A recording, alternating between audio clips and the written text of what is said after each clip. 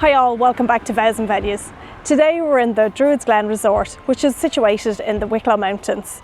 Surrounded by lush woodlands, rolling hills and meticulously landscaped gardens, it provides the perfect backdrop for your wedding day and photographs. Today we have an exciting day ahead. We're going to tour the Druids Glen and give you an insight to weddings here, as well as chatting to the wedding team to find out what your wedding day would look like. After that we're going to have a sit down with two of Ireland's leading celebrants, Dave and Anne, of CeremoniesForAll.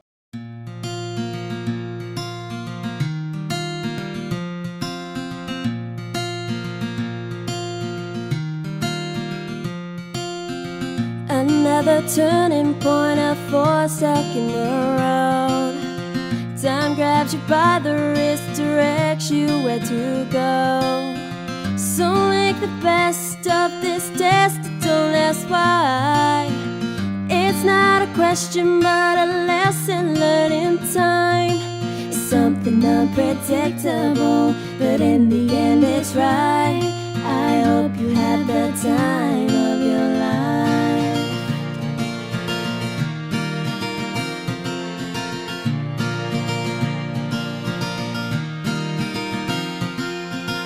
So take the photographs and still frames in your mind. Hang it on a shelf in good health and good time. Tattoos of memories and dead skin on trial. For what it's worth, it is worth all the while. It's something unpredictable, but in the end it's right. I hope you have the time of your life.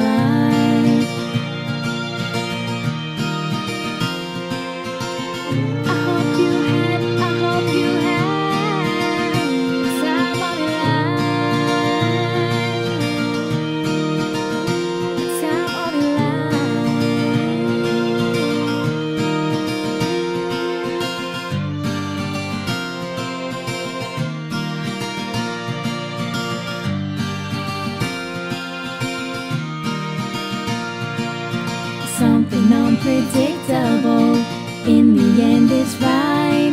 I hope you had the time of your life.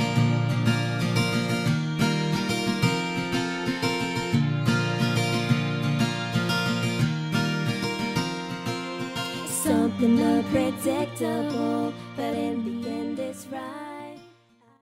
So now we're taking a sit down with Nessa, part of the weddings team here at Druids Glen. As all the staff like to call her here, the Director of Romance. Yeah. Thank you, Nessa, for your time today. You're very welcome, Linda, and thank you for taking this time to talk to me. Great, thank you. So basically we'll start, we'll just go through a few questions that bride and grooms like to know in advance of booking their weddings. So can you give us an idea of what unique features set Druids Glen apart from other venues? Yeah, absolutely. The first thing I'm going to say, and I'm looking at them there in the ballroom, without a doubt, is the staff, it's the team. And time again, the reviews are the staff, how wonderful they are, the service. That is huge, a huge part of it. Also our location, you can't deny the location. Garden of Wicklow, we're nestled between two beautiful golf courses, the Heath and the Glen. So it's the setting, which is very important for a lot of people because it's to do with the photographs. Yes. I'm not going to blow my own trumpet, but I am here 20 years, a very long time. I'm part of the furniture, but I suppose my knowledge, my experience, and I really care about my couples and keeping them calm and giving them the advice they need. So I think they're important points. I'd be their point of contact from that first email, that first phone call, quite literally until I walk them in on their wedding day to sit them down for dinner, and then I bid them farewell because I can do no more then. So yeah, for me they would be the big points and factors of Druids Glen. Yeah, that's great. That sounds fantastic. Yeah. How many guests can Druids Glen accommodate? So our actual ballroom for a full capacity wedding will be comfortably 220 guests. Now couples will meet me and they'll have an invite list of 250 and they say, oh my God, Nessa, you won't fit it. And my answer is, well, we will actually, because if your invite list is 250, they have to allow for a drop off. Yes. And there's always that drop off. So comfortably 220, but I also cater for the small weddings. The small weddings will be midweek and that could be 8, 10, 12, 20 people. So anything midweek from small numbers, but weekends it will be 220 for the ballroom, and then bedroom allocation will be 145 guest rooms, so plenty to facilitate all. Perfect. Yeah. And just on that, do you have minimum numbers for the weekends or? Weekend, there used to be that it always had to be the minimum numbers, and trends are changing, as we know, Yes. all across the board for everybody, for vendors, for hoteliers, the whole lot. And as I said, our maximum capacity is 220. So you'd usually say we need a minimum requirement of 120. Are we flexible on that? 100%. If I have a couple that would like to have 100 guests on a Friday, Saturday, am I going to say no? Depending on the time of year, more times than not we will take it. We work with couples. So yes, back in the day we would have had minimum requirements, but we're not so strict on it. You still have to have minimum requirements, and the reason for that, our guarantee is only one wedding per day. So that's the reasoning behind that. But we're very flexible and we're happy to talk to couples. That's Yeah. lovely to hear. So can couples bring in their own suppliers, or do you have a recommended supplier list? Absolutely. I'll always give a recommended supplier list, because vendors that we've worked with, that we know, that know the hotel, I always think that's important. The likes of photographers that know the hotel, I think that's very important for the couple, and that I know they put the couple at ease. 100%. Couples will have their own contacts, word of mouth, family weddings they've been to. They may bring them in. I just always ask them to run it by me, that it's not something off the cuff, that some mad bulldozer or something is not going to pull about the front, or something. Look, more times than not it's fine, but I always ask, just please run it by us, and 100% it's usually fine. Yeah, there's nothing mad has happened yet. Right. Do you have any restrictions on decorations that couples can use? No, not really. As I always say, this is a blank canvas when couples come. Like, we're on a walkway here, you'll see it in a while, and into the ballroom. It's a blank canvas, it's their day, and every couple has their own wants, their needs, their own themes, their own colour scheme. So I always say to them, this is your space, your area to add to as you wish.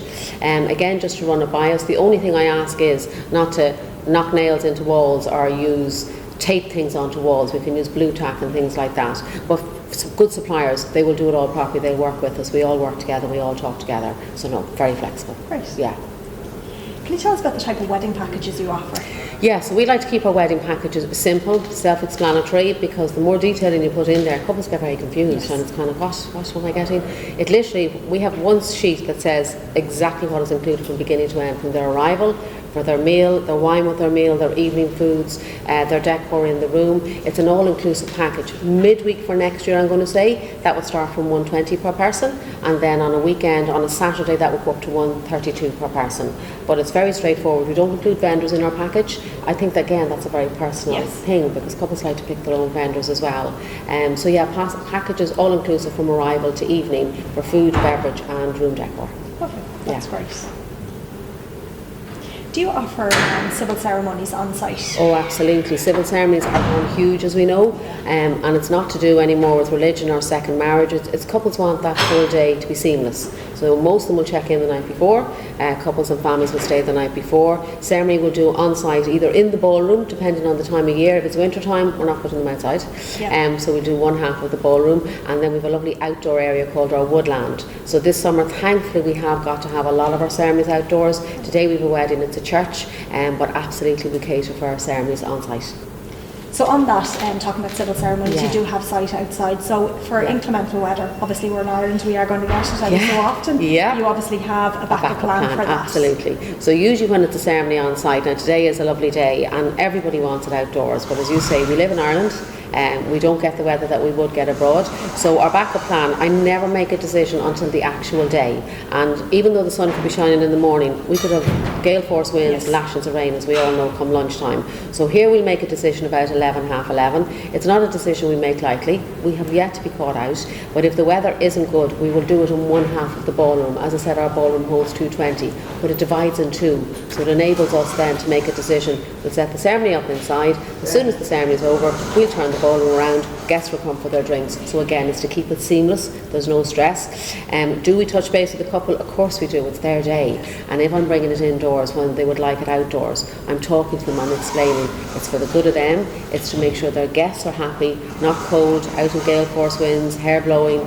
The ladies are in the dresses, the guys are in their suits, it's a little different. So absolutely, we always have that backup plan, and it just works. Perfect. Yeah. Just going back to something you mentioned earlier in relation to a lot of couples having their civil ceremonies here and them arriving the day before. Yeah. Do you have facilities for them to get ready on the morning of the Yeah, wedding? so usually what we'll do, that's a very good question. Usually what we'll do, our bride likes to, a lot of couples stay with tradition. Not all couples stay with tradition, Yes. they like to stay with their partners. Again, it's personal to each couple. But if a bride and groom are staying with tradition, or a couple should I say, are staying with tradition and don't want to see each other until they get to the altar, I'll always give a suite, let's say, to my girls, because a suite has your bedroom, your separate dining area. So the separate dining area is going to be their hair and makeup, which is going to arrive 9, half 9, probably earlier, sometimes earlier, in the morning. The girls will, and there's an adjoining twin room to that where usually the bridesmaids will stay, so they can all be together, stay in their jammies, have their breakfast together. They don't come down usually for breakfast. Hair and makeup will arrive. A groom, if he wishes to do the same, now very seldom do the grooms, they'll go for a swim, they might do 9 holes on the golf course, they'll do their breakfast, they'll go for a walk, they'll do all that. So absolutely. Couples will then say to me, well Nessa, what happens when we go for the ceremony, or do we have to check out early because our ceremony's today? They stay in that room until they're ready to get married and until they leave that room. And then what we'll do, concierge, we'll go up, get all their luggage, bring it together and move it to their suite. So again, as I say to them, get up, get ready, have your breakfast, enjoy it, and we'll move your luggage. Perfect. Yeah, so yeah, That's it's seamless. great. Yeah. Perfect. Do you have a payment and cancellation policy? Yeah, good question. So usually what the procedure is, couples, if they're interested in our venue, they're going to come and view it, hopefully meet with myself, walk and talk them through the day. If couples are really keen, they can make a provisional booking. Some couples will say to me, oh, do we have to put a deposit down then? Absolutely not. A provisional booking is a provisional booking, so you don't pay the money then. That's to weigh up all the pros and cons and see what they think, and they're probably looking at 1 or 2 other venues. If they feel then they want to go ahead, they're going to say, Nessa, I think we're going with you, we love the venue, happy days, we love to hear that. Then we'll go to contract, so I'll send a contract out to my couples, but we'll give them another 2 weeks just to be 100% sure. If they're happy with the contract and they've asked me all the questions they need to before signing, then we'll ask for the booking deposit, and the booking deposit is 2,500. Let's say they've paid that booking deposit and lots of different things happen in life and people might need to change a date or move a date out. We will move the date for them and their deposit will move for them so they don't lose it. However, in unfortunate circumstances, sometimes couples go their separate ways. It happens, it's life, it's a normal thing in life, and they will lose their deposit, unfortunately. Unless now they give us plenty of notice. Let's say with a 1.5 years notice, maybe even a year, but let's say 1.5 years, and we can resell that date, then we will look at seeing can we give them back their deposit. But normal circumstances would be refund is or deposit is non-refundable, should I say. Yeah, so that's how that would work. Yeah. And on that, how far in advance would you recommend that couples look to book here? That's a very good question, and some couples, their friends and family tell them, oh, you need to book 2 years out, 3 years out. Couples will ring me for next year saying, oh, I believe everywhere is booked out. No, don't be listening to all of that. Go with what you feel, what you want. You can actually plan a wedding, believe it or not, in 6 months. Yes. If you're an organised person, if you know what you want, if you know the kind of venue you want, it's a few phone calls, it's a few meetings, it's doing that tour. Focus. Get it done. You can get it all done, nearly boxed off in 2 months. That's probably also me speaking from experience, and I know what you can do. Couples, when they're planning a wedding, it's so daunting. Where do they start? What do they do? But if you do really want a specific date and you really want that venue and you're set on it, and that was always going to be the venue you choose, a year is enough time. Within that year, a year and a half, don't be looking at 2 years, 2.5, 3 years. I think it's too long to be planning a wedding. That's my advice. Okay. So I think a year and a half, time enough, but you can do it in 6 months. Yeah, that's great advice. Yeah. So for those who are looking to have a larger wedding here, Yeah. how many guests can the hotel accommodate overnight? It's a very good question. Every couple will ask that, and every couple but every couple will say, oh, I want everybody staying in the hotel. First thing I'm going to say before fully answering that, you can't expect everybody to want to stay in a hotel that you book. Guests are invited to a wedding, but weddings, as we know, for the couple are hugely expensive, but they're hugely expensive for their guests as well. Yes. So our hotel here, we have 145 guest rooms, as I say, so there's plenty of accommodation to facilitate everybody. Will every wedding party stay in a hotel? Absolutely not. Others have family, they want to stay locally, or they want to go elsewhere or go home. But on a wedding night, we'll give an allocation of 30 guest rooms, which is usually the standard. Some hotels will do 20, but it's 30 guest rooms. Depending on if it's midweek, if it's Friday, Saturday, there is a reduced rate, and those rates vary per month or per day. Then on the wedding night, your bridal suite is complimentary, and then you get another 2 rooms complimentary once you've minimum 80 adults. So it's a good allocation of rooms. Yeah. Now, it doesn't mean that they can't book more than 30 guest rooms. If all those 30 rooms are full, of course they can, but it'll be back whatever the selling rate is at that time. Okay. Yeah, Great. yeah. And on-site parking, do you have much on-site parking? Absolutely, so much on-site parking, because as I said, you've your Druids Heath course here, you've the hotel, you've your leisure facilities here. There's ample parking for all the guests. The car park goes on and on. So yeah, loads of parking. Brilliant, Yeah. that's great. In relation to vendors, going back to those, what time can they arrive on the day to set up? Now, that's a brilliant question, and I'll tell you why. When it's a ceremony, let's say a couple have a ceremony, and we spoke about it. If the weather's not good, we have to have the ceremony in the ballroom. But we also have to have the dinner in the ballroom. But you've vendors that are doing dance floors and backdrops and flowers and all of those items. So when it's a ceremony, I always will advise my couple, please inform your vendors that your ceremony may be indoors, so they need to work with us, they need to work with the couple, and between us we'll turn it all around. If there's no ceremony on site, like today I have a wedding, it's off site, they're getting married in a church ceremony. They've beautiful backdrops today, they have a dance floor today. That's been set up since 11:30, 12 this morning. Even though I had a wedding yesterday, it doesn't impact. They can come in as early as 7 in the morning, 8 in the morning, once it's not a civil ceremony. If it's a civil ceremony, I'm going to say could be from 11 in the morning, and if it's a civil ceremony, not before 11, but could be 2:30, 3 before we can permit their setup. We all work together. And it's understandable. Yeah. Great. On the day, can the venue accommodate dietary requirements? Oh, 100%. And the dietary requirements now, there's so many, so many, and there's not one function, and not even a wedding, but function that there's not. It could be vegan, celiac is so common, gluten-free, all catered for. All dietary requirements absolutely catered for, yeah. And do you need to know in advance? Would you recommend that they include If they that can, in yeah. invitations? If they can tell us, that's very good. If the couple can tell us. Now, some guests forget to tell their couples, and then there's panic on the day. Oh my God, I'm celiac or whatever. It's fine. We'll cater for you. Once you've spoken to us and you tell us, we'll cater for you. We do a tasting with every couple as well, and I'm sure most hotels will, so couples need to be reassured of that. That's the day we'll meet with our couple, talk about the whole day, the plan of action. They'll sample the full menu, but then we're asking about dietary requirements. And more times than not nowadays, couples will put on their menus, any dietary requirements, please tell us. Will the guest tell them? Maybe not. But if they can tell us in advance, do. It just makes it easier. But if they don't tell us, does it matter? No, because we're still taking the order on the day, so we'll cater for them. Yeah, so it works. What advice would you give to couples who are in the middle of planning their day at the moment? Planning, I always say this to a couple. A wedding day is a huge day. There's huge pressure and there's huge stress involved. Everybody's giving them advice, giving their opinions. They have to remember it's their day, it's what they want. There's no right or wrong. And people look at me when I say that. So for example, some couples will say, do I have to have a wedding cake? And I'll say, do you want a wedding cake? No, I absolutely don't want a wedding cake. Well then don't have a wedding cake. But Auntie Mary told me I have to have a wedding cake. That's when all that pressure starts. Yeah. Plan the day as they want. It's a once in a lifetime. It's one day. As we all know, it's one day that their whole lives then ahead of them. They've probably bought a home or buying a home, planning a family, whatever. Put their heart and soul into it, yes, but enjoy it. And remember, it's a celebration, it's a party. And there's no right or wrong, and just enjoy the experience. If it gets too much, I'll always say to them when I sit in front of them here and I'm chatting to them, step back. It's all going to happen, it's all going to come right on the day, and just enjoy it. Nice. Because, yeah, that's what it's about. Yeah. And one thing I see an awful lot of couples are currently a trend for them at the moment is to have a day two. Do you facilitate day two? That's coming back, yeah. Day two stopped for a while, it is coming back. And as I always say to couples when they're planning the wedding day, initially when you throw out about a day two, everybody's going to say, yeah, I'm doing the 2 days, yeah, we'll be at your barbecue or the buffet or whatever. They can look at that later down the road, but if they're thinking of booking day two, book it at the same time that they're booking their wedding, and then have a conversation down the road as they see. To answer the question, 100%. So day two, very popular in summer, would be barbecues. Yes. Everybody wants a barbecue. Do we always get the weather? No. But they can still have their barbecue, we'll put them in the restaurant. If not, we have a beautiful decking area looking out onto our Druids Glen and out off the Wicklow Mountains, so it's beautiful. Some couples might do a buffet, they'll do soup and sandwiches. Some couples might just gather in the bar and book a table in the bar.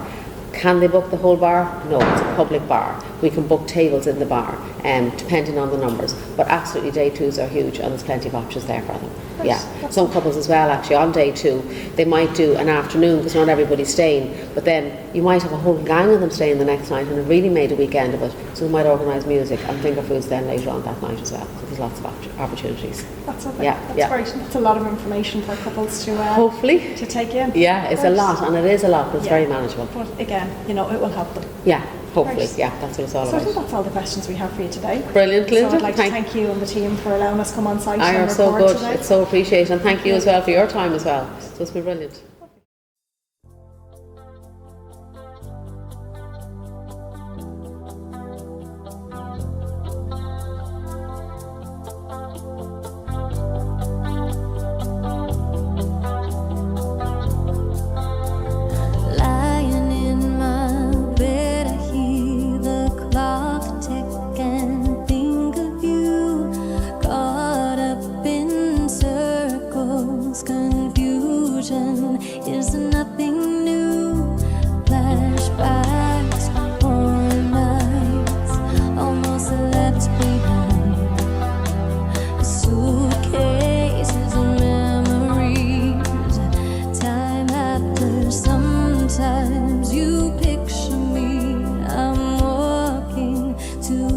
far ahead.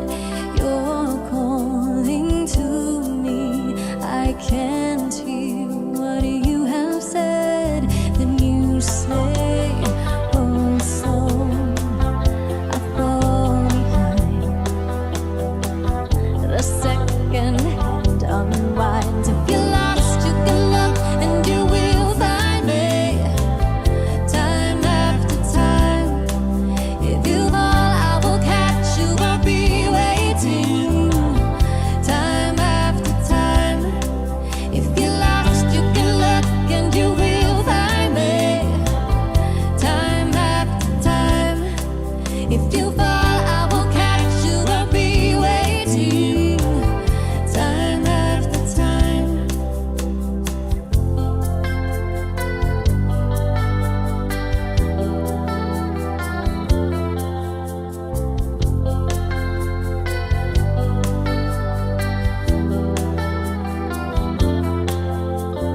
After my picture fades and darkness has turned to gray, watching through windows, you're wondering if I'm okay.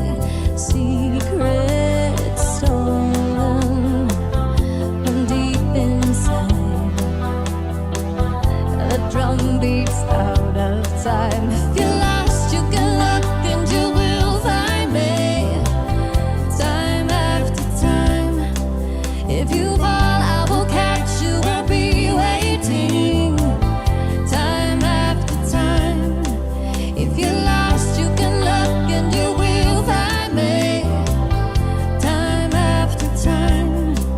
If you fall, I will catch you. I will be waiting. Time after time.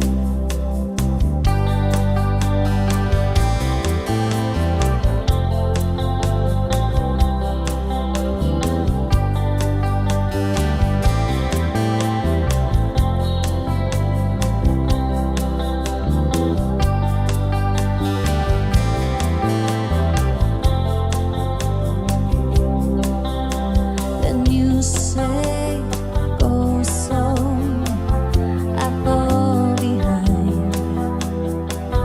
The second hand unwinds. If you're lost, you can look and you will find me. Time after time. If you fall, I will catch you. I'll be waiting. Time after time. If you're lost, you can look and you will find me. Time after time. If you fall, I will catch you. I will be waiting. Time after time. Time after time. Time after time. Time after time. Time after time.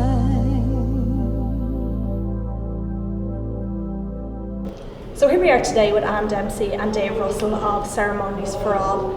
Welcome, Anne and Dave. Thank you for sitting with us today. Thank you Linda. so much, Linda. So you guys are legal celebrant and solemnisers. So would you like to tell us a little bit about yourself and how you got into this? Well, we got married in 2016 in the Angler's Rest, and so we were getting a celebrant to marry us, and it was such a wonderful occasion that on the wedding day I actually said to him, this is deadly, I'm going to do that. So 2.5 years travelling back and forward to England to train, and that's how we came to this point. Fantastic. What are the legal requirements involved in getting married in Ireland? Well, Linda, anyone who wants to get married in Ireland must register their intent with the HSE in order for them to obtain the famous green folder and their marriage registration form. And to do that, you must do that on hse.ie, or if anybody wants to contact us on CeremoniesForAll.ie, we'll send them out an easy step-by-step guide of how to apply for their licence. You must give the HSE a minimum of 3 months notice to obtain your licence. You go into them, they'll arrange a meeting with you once you fill out the forms, and you will obtain your green folder once you meet their criteria. Perfect, that's great, thank you. And can I just check, are you both HSC registered? Yes, because the word you have to look for is solmonizer rather than celebrant, and we're both solmonizers, so we're on the HSC register and we're able to conduct the fully legally binding ceremony. Great, thank you guys. Do you offer any assistance with couples when they're going through the marriage licence application? Yeah, absolutely. What we do is we make the whole process as easy as possible for them. We give them, as I said, a step-by-step guide of how to apply for the licence, but we also meet the couples and we go through the process with them and give them copies of the forms of which they'll need to fill out. So before they even apply to the HSE, they're fully aware of the process that they're going through, and it's a simple enough process. They can go to any HSE office, in a registrar's office in the country, and we'll help them on their way to show them how to do it properly. Great, thank you, Dave. Where are you allowed to perform ceremonies in Ireland? There has to be some degree of public access, so it could be a hotel, it could be a community centre, it could be a restaurant, a stately home that's open a certain number of days to the public, it could be a castle, it could be an OPW building. So anywhere that has some degree of public access. It has to be somewhere that actually has a postcode. So you couldn't marry someone on the Hill of Howth. It has to have a postcode, it has to be in a venue. Great, thank you. How far in advance should couples start looking to book their solemniser? Well, what we'd recommend is that as soon as you've decided to make the big leap and get married, you should book your venue and your solemnizer as soon as possible. Over a year out would be about the right, sometimes a year and a half would be the right time to do it. But once you have the main building blocks, your venue, your date and your solemnizer, that's your three main building blocks, and then you can pad everything out with photographers, singers, cake and whatever else is involved. Perfect. And is there a minimum time, like a close-off date, where you have to have them booked in advance? You must have everything finished, completed with the HSE in relation to your licence. Is a clear 3 months cooling down period before the date of your wedding. So have everything done, and we'd advise that you start the process about 12 months out in relation to your licence, and that'll give you plenty of time. There'll be no panic and everything will be done in accordance. Lovely, that's brilliant. Do you guys travel across Ireland, and if so, do you have travel expenses included in your cost? Well, we try to keep our costs to a minimum because we're very much aware of the pressures on young couples nowadays. So we travel a fair extent. We're based in Dublin, we usually travel up to 2 hours from Dublin. So that could be to Galway, Kilkenny, Limerick, and if you want us to go a little bit further, well, maybe we can negotiate a small travelling fee. But as I said, our fees, we try and keep them to a minimum, but if you want us, we'll be there. Great, thank you. What should couples look for when they're booking their solemniser? They should look for someone who is going to put the focus on them, not someone who is going to impose what they want. So the main thing is to remember we're facilitating what the couple want. So it should be about them, it should be about their story. If they have children, we can have the children involved. It should be warm, personable, a little bit of fun. So it should be that the solemnizer makes an effort rather than shoves out a generic ceremony. So you should meet them, go through what it is they'd like. Would they like spirituality? Would they not like it? Would they like... So it's basically the solemnizer should say to the couple, what do you want? And how can I facilitate that? Brilliant, that's great. Yeah. Can you talk about how couples can design their ceremony with you? Well, what we do is lots of different couples want each their own ceremony to be quite unique. So whether they're having a sand ceremony, whether they're having hand fasting, whatever else, we meet them as soon as they book us. We meet them for about an hour and a half. We go through and give them lots of ideas to make their ceremony completely unique, and whatever they want, we'll incorporate that into a fun, happy, warm, personal ceremony for them, and they hopefully will be delighted with what they get at the end of the day. Do you have sample ceremonies for couples to look at in advance of the day? No, we don't, because there is no generic ceremony. We need to meet the couple and find out what they want, and then those elements are written into the ceremony. So it's not generic, it's not one size fits all. It's what do you want? Once I find out, I write the ceremony to match. Okay, that's great. What options could couples incorporate into their wedding rituals, such as religious, prayers, readings? hand fastings, the hand stand ceremony? Well, at Ceremonies for All, we represent all religions and none. So if you want a religious ceremony or parts of your ceremony religious, we can incorporate that into your ceremony. If you want a complete secular ceremony, non-religious, we will also supply that for you. But whatever you want in your ceremony, we can incorporate it, whether it be hand fasting, whether it be sand ceremony, whether it can be putting a bottle of wine with love letters in a box to be opened 12 months after on their first anniversary, or whatever couples want, we'll incorporate that with a good bit of fun into our ceremony as well. Lovely. Do you see many trends coming into play in ceremonies at the moment? The latest trend is that people are tending to write their own vows, and it gives a really warm, fun and very, very loving experience. And the latest trend as well in relation to vows is that they both have small notebooks. So when it comes to the vow ceremony, after they say the legal section, the I do's, we invite them to read their own vow to each other. And this is such a popular trend that's coming to the ceremonies now, and sometimes myself or Anne, we're standing by with the tissues beside, because the love that pours out of each couple during their vows is absolutely beautiful. That's lovely. How do you coordinate with wedding venues and vendors in advance of the day? Well, again, the focus is about the couple having the experience, and say, for argument's sake, when the bride is coming up the aisle, I make sure that I'm off to the side so the photographer has full vision of her coming up. Sometimes we would say to the photographer, are there any special needs? And once I was marrying a couple and there was a large skylight, and the photographer said to me, if there is a blast of sunshine, it'll be very difficult for me during the vows, so could you ask the couple to step back, which I did. So it meant that he could get his nice photographs without there being a glare. So very much we work with them. Again, I have to go back to the whole thing, is it's the couple's big day, and it's up to us to communicate to people, you know, how we can make that as good as we can. So even with the musician, I'll always have a copy of the ceremony for the musician as well, and with the music put in, so then there's no guesswork. So we collaborate, that's the main thing, to make the day as special as it can be. Great, thank you. How do you handle nervous couples on the day or in advance of the day? Well, what we always do is meet the couples beforehand, and we are so well prepared with them because we meet them twice before the wedding ever takes place, before the ceremony ever takes place, so they know exactly what's going to be in their ceremony. We calm them down. We might do a little bit of breathing exercise with them, but the main thing is we reassure them that they're safe in our hands. We guide them through the whole ceremony, and they find that's the most relaxing way to do it. What's your approach to managing disruptions during the ceremony? Well, the main thing is not to let it throw you off course, right?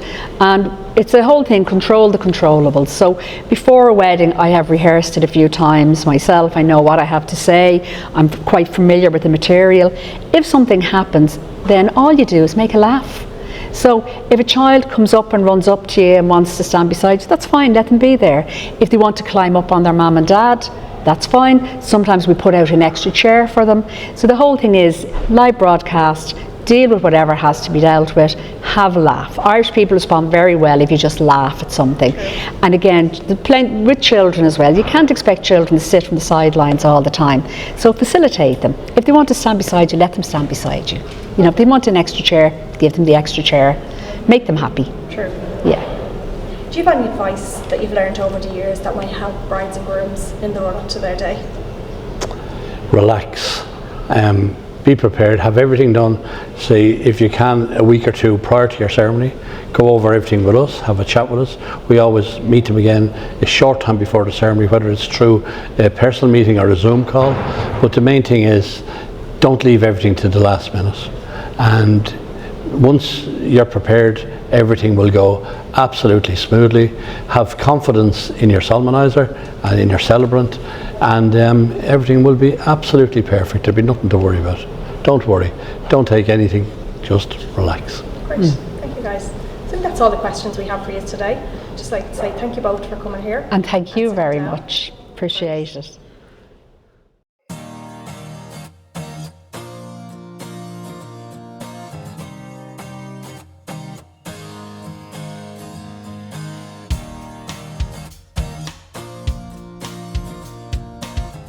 Well, that's all we have for you today. We hope you enjoyed this latest vlog at Druids Glen. We'd like to thank Nessa and the whole team at this fantastic venue, as well as Dave and Anne from CeremoniesForAll for also giving up their valuable time to sit with us today. We'll leave contact details for both Druids Glen and CeremoniesForAll in the description box below to make it easy for you to get in touch with either team to discuss your wedding plans. And as always, thanks for tuning in. If there's a venue or supplier you'd like to see us chat with, please drop a comment in the box below, and don't forget to like and subscribe to see where we head to next.